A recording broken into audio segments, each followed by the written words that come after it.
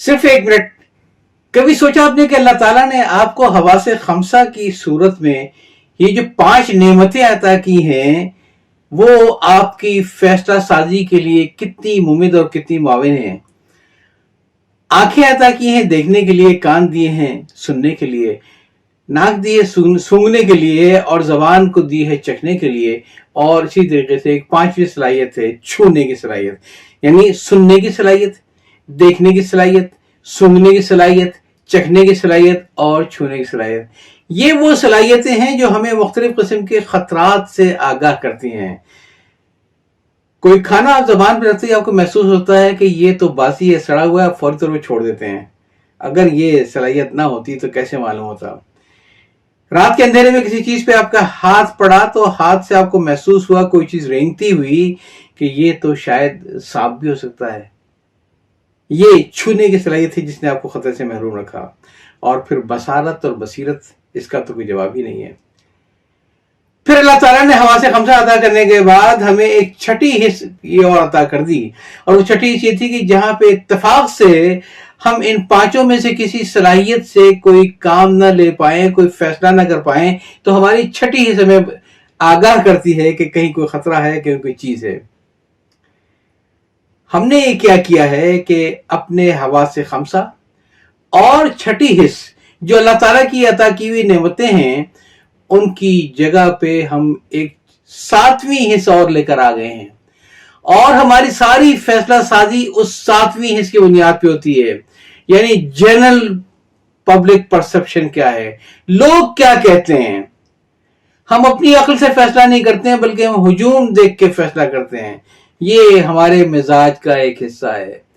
कोई ठेले वाला अगर खाली खड़ा होगा तो कोई उसके करीब नहीं जाएगा, लेकिन अगर मालूम हुआ कि उसकी फ्रूट चाट के पास रश लगा है हम फौरन वहां पहुंच जाएंगे। क्यों? इसलिए कि लोग कहते हैं तो फिर सही कहते होंगे ना, अच्छी चीज होगी। आम जिंदगी में देख लें क्या क्या मिसालें नहीं है हमारे पास। बिलूम ऐसा होता है कि मालूम है कि मरीज जो है वो जाबलब है, लेकिन हम उसे लेकर क्वैक्स के पास चले आते हैं, दुआ कराने चले आते हैं, सिर्फ उस उम्मीद में कि लोग कहते हैं कि इसके हाथ में बड़ी शिफा है। आपको याद होगा हर कुछ अरसे के बाद यहां पर एक सरमायाकारों की सूरत में फ्रॉडियों का एक ग्रोह आता है, और कभी वो समझदादा भाई बनके और कभी वो कोई अलायंस मोटर बनके लोगों को लूटता है। लोग क्यों फंसते हैं? लोग इसलिए फंसते हैं कि वहां पे रश बहुत लगा हुआ है। इतने लोग गलती नहीं कर सकते। मैं अपनी अकल से नहीं सोच रहा हूं, मैं लोगों की अकल से सोच रहा हूं कलेक्टिवली कि यार अगर इतने लोग कर रहे हैं ना तो कुछ ना कुछ तो होगा।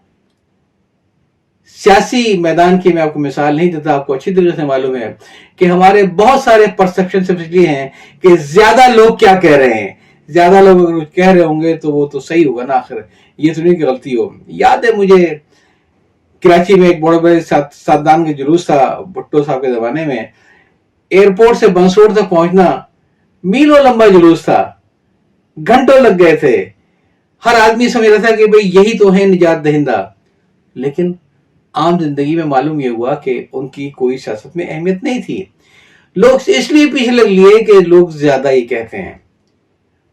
हर तरीके से आप देख लिए इन्वेस्टमेंट जो आप करते हैं, आपको मालूम है कि जब कोई नए प्रोजेक्ट्स लॉन्च किए जाते हैं तो उसमें खेल ये भी होता है कि प्रॉपर्टी डीलर का जो नेटवर्क है वो एक दूसरे को पैगाम भेजता है, और वो ये है कि फला डेट को हमारी लॉन्चिंग है, रात को खाने की तकरीब है, म्यूजिक है, वगैरह वगैरह। आपके जिम्मे एक गाड़ी और 2 मोटरसाइकिल, यानी जिस दिन वो तकरीब हो तो उस दिन आपकी गाड़ी खड़ी हो और 2 खड़े हों। You scratch my back, I scratch your back, जाहिर है कि आप भी जवाब में करते हैं। होता यह है कि जिस दिन लॉन्चिंग का ऐलान होता है तो वहां पे जब गाड़ियों का हुजूम होता है, जो प्रॉपर्टी डीलर्स की अपनी खड़ी की हुई गाड़ियां हैं, मोटरसाइकिलों का हुजूम होता है जो प्रॉपर्टी डीलर की अपनी खड़ी हुई मोटरसाइकिलें होती हैं, तो लोग घबरा जाते हैं कि यार ऐसा ना हो कि बुकिंग से मैं रह जाऊं, इतनी डिमांड है ना तो निकल ही जाएगा। ये है वो पब्लिक परसेप्शन जिससे हम धोखा खाते हैं, और इससे लोग हमारे फायदा उठाते हैं, हमारी इस बेवकूफी और हिमाकत से कि हम मॉब के साथ जाते हैं, अपने फैसले खुद नहीं करते हैं, हमारी जात में कोई वजन नहीं रहता है। हम अपने आप को कटी पतंग की तरीके से हुजूम के ऊपर छोड़ देते हैं। हम अपने आप को पानी की मौजों के ऊपर किसी हल्की सी लकड़ी की तरीके से छोड़ते हैं कि जहां पानी ले जाए, जहां पब्लिक ले जाए। पब्लिक गलत भी तो हो सकती है, पब्लिक मैनेज की भी तो हो सकती है। और सोशल मीडिया में तो आपको मालूम है कि बहुत ही आसान हो गया है कि रायमा को हमवार करने के लिए आप ऐसे तरीके अपनाते हैं कि लोग समझते हैं कि सवाए से कुछ नहीं, लिहाजा जो खामोश अक्सरियत है वो भी इधर को हो लेती है कि सब इधर ही हैं, चलो हम भी इधर चलते हैं।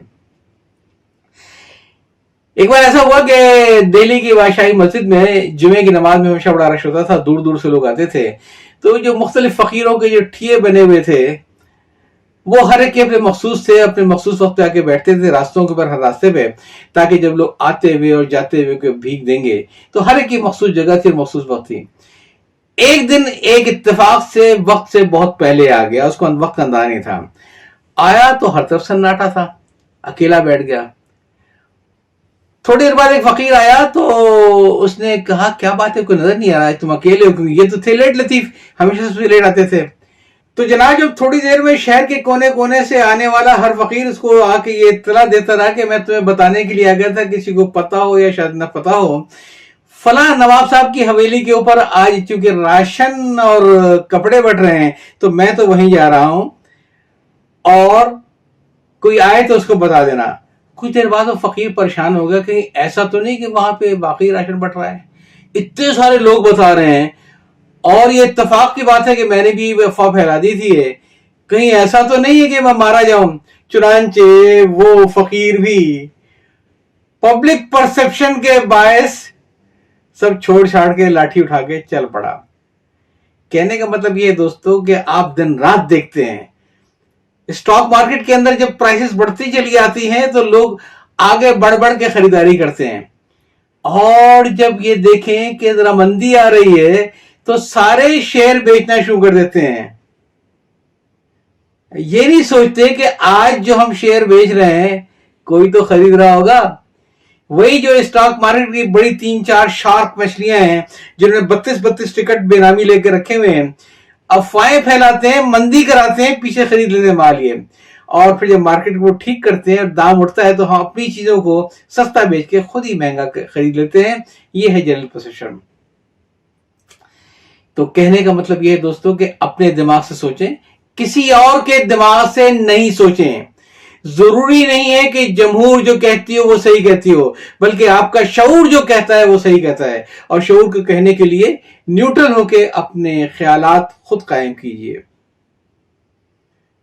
अजीब सी बात है कि हम लोग अच्छे खासे अक्ल फहम के मालिक होते हैं, लेकिन जब मजमे में घिर जाते हैं तो फहम फरासत हमारी रुखसत हो जाती है।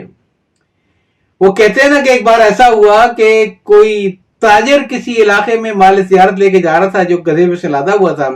रास्ते में खानकाह पड़ी, और वहां पे खानकाह के हाल तो ही बड़े पतले से थे, लेकिन कुछ उधर खानकाह के जो मुजावरीन थे, जो सूफी थे, वहां बैठे हुए। वो जब पहुंचा तो उन्हें लपक के सबने उसका इस्तकबाल किया, और जो खानकाह का जो मुलाजिम था उससे कहा कि इनका गधा बांधो, इनको रहने का इंतजाम करो। फिर खानकाह के सूफियों ने से मशवरा ये दिया कि आप थोड़ी देर आराम कर लीजिए, और इतनी देर में फिर जरा शाम हो जाएगी, फिर बैठेंगे, बातचीत करेंगे, हाल हवाल करेंगे, और रात को इंशाल्लाह खाना यहाँ पे ठीक ठाक होगा और मौसीकी ठीक ठाक होगी।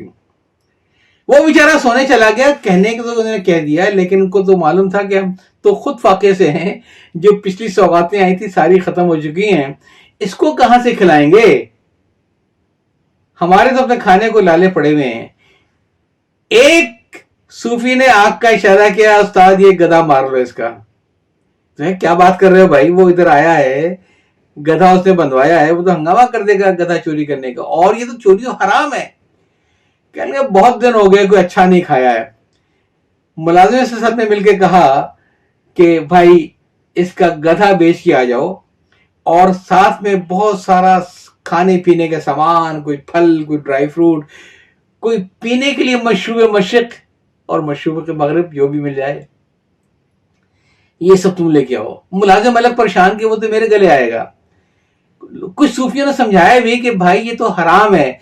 उनका भैया इस वक्त तो फाके पढ़ रहे हैं, और तुम्हें सुना नहीं है फतवा इस बात का کہ اگر جان بچانی ہے تو حرام بھی حلال ہوتا ہے، گدھا ہمارے پر حلال ہو گیا۔ تو جن صاحب کی تجویز تھی ان کا تم میرا کمال دیکھنا، سب کھانے پینے کے سامان آنے دو۔ خیر وہ شام کو آئے تو ان کو پھر بلایا گیا، ان کے انتظار میں ان کا جی ادھر ادھر کی باتیں ہوئی، کہیں گے اب رات کو کھانا لگے گا۔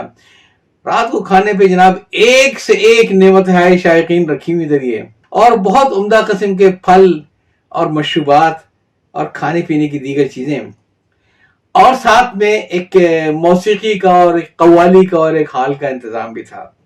تاجر نے جب کھانا وانا کھایا تھوڑی سی اس کو اونگ آنے لگی، اور وہ جو مشروب خاص تھا جب اس کو پلایا گیا تو اس کے اونگنے کا عالم ہی کچھ اور ہو گیا۔ پھر صوفیوں نے وہ سما کی محفل شروع کی، موسیقی کے آلات اٹھائے، اور وہاں پہ انہوں نے وہ جو کلام پڑھ رہے تھے موسیقی کے اوپر قوالی کے انداز میں، اس کی ردیف کچھ اس قسم کی تھی کہ فضا رخصت، وفا رخصت، وغیرہ وغیرہ۔ اب تاجر بھی جھومنے لگ گیا۔